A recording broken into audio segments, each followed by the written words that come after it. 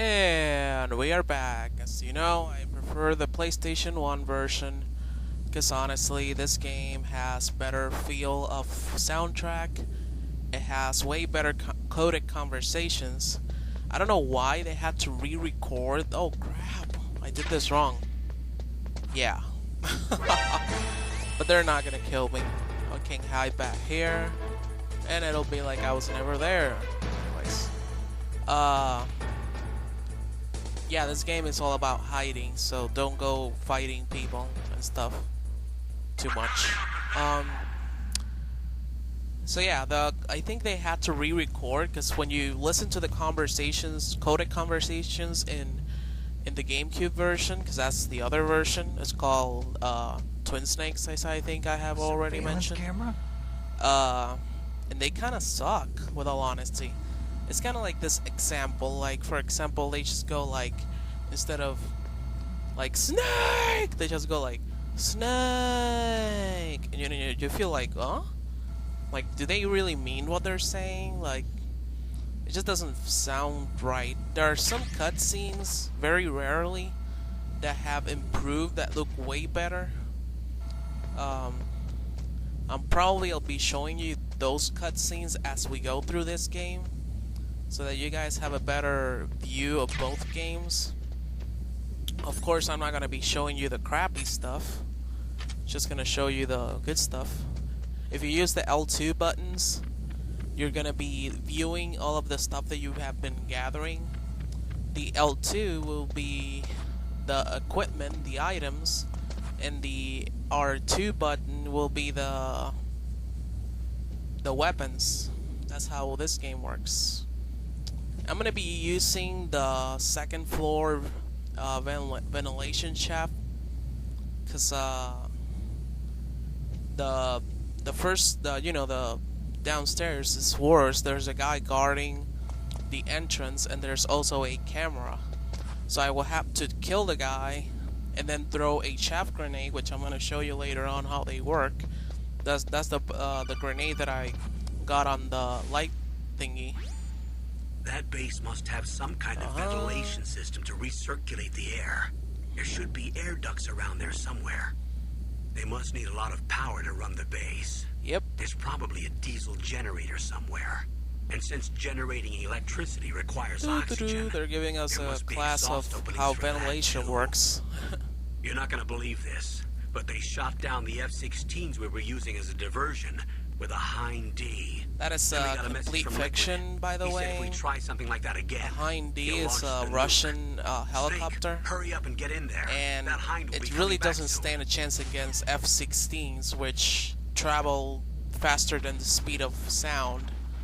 So, technically the game is just telling you that the guy who was riding the Hind D was very powerful or very highly skilled in order to take down 2 F-16s. So, yeah. So we have a call here. Snake, this is McDonald Miller. It's been a long time. Master, what are you doing here? I quit being a drill instructor, so I moved out here for some peace and quiet. I'm in retirement, just like you. Once in a while, I still help train the Alaskan Scouts. Passing on the skills to a new generation, huh? Campbell told me about the situation here. I thought I might be of some use. There's no one I'd rather have in a foxhole than you. Well, I know lots about survival in a harsh environment. I've lived in Alaska longer than you, so call me if you have any questions about the flora or fauna out here. My frequency is 141.80. That frequency is already registered. For this frequency, it's not. It's a frequency that they give you in the coded conversations before. This calls Nastasha Romanenko. This is Nastasha Romanenko. A pleasure to work with you, Solid Snake.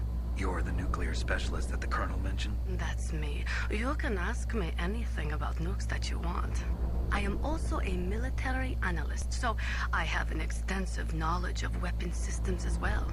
They asked me to participate in this operation as a supervisor from the Nuclear Emergency Search Team.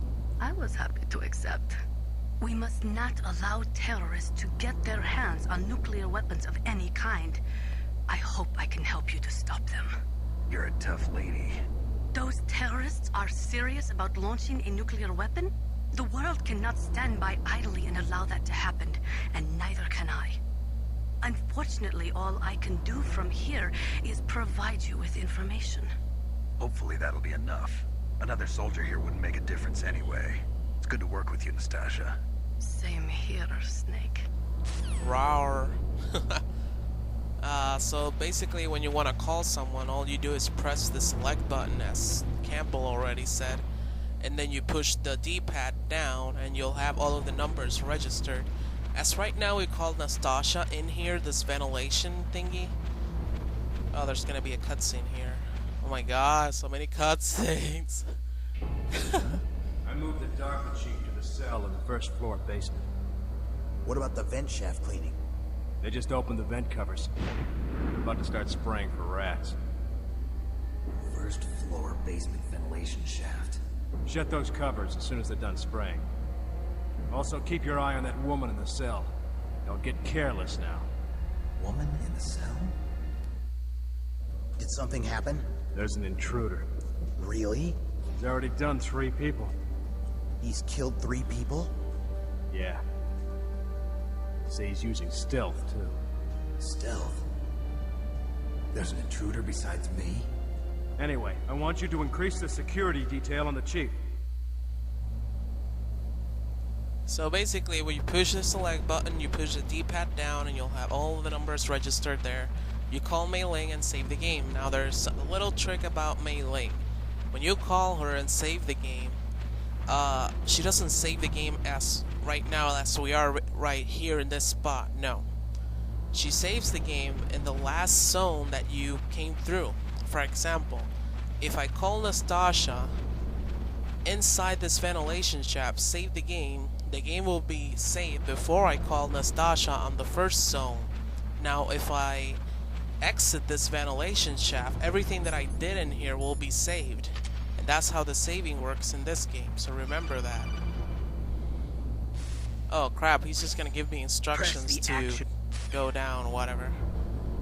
You really don't have to take all of the calls. I'll just take the important calls so that you guys can have a feel of the lore. And yeah. Use the elevator to change floors. There should be a cargo elevator that you can take down somewhere around there. Try to find it. And this game has a tendency towards people repeating words. For example, he's killed 3 people. He's killed 3 people? This guy has a big ass. He has a big ass? And that's how it works. Anyways, this is how the chaff grenade works. Try not to waste them too much. Here I don't need to use it, but I'm gonna use it just to hurry up a little bit. Because you can actually get through without that camera seeing you. So you don't really need to use the chaff grenade there. Only that is better recommended if you want to survive better. If you don't want to get spotted. Getting spotted in this area is a pain in the ass. Because it's kind of locked in and you need to hide it underneath the tanks. But the problem with hiding underneath the tanks is that your radar is going to be like shut down until you get out.